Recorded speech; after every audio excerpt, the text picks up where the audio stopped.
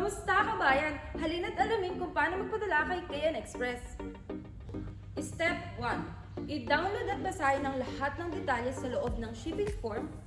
Ang form ay ibibigay sa inyo ng inyong agent. Step 2. Kung nais mo nang magpatuloy, sabihin lang ang kausap na agent ng confirm. Kung may katanungan o gustong linawin, huwag po kayong mahihiyang magtanong o magsabi sa amin. Step 3. I-print at ipilaban lamang ang unang pahina ng shipping form At idikit po sa labas ng iyong package.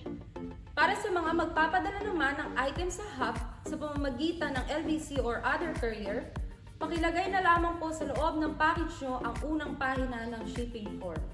Step 4. Dalhin lamang po ang iyong package sa pinakamalapit na dropping point sa inyong lugar. Pwede nyo din pong ipadala ang mga shipment sa pamamagitan ng LBC, JNT, or iba pang mga courier service. Siguraduhin lamang na tamang address namin ang iyong ilalagay. Step 5. Abisuhin lamang ang iyong agent na na-drop niya na sa aming hub ang iyong mga shipments. Kayo po ay makakatanggap ng confirmation via message at email kalakip ng iyong tracking number para matrack nyo kung nasaan na ang iyong mga shipments.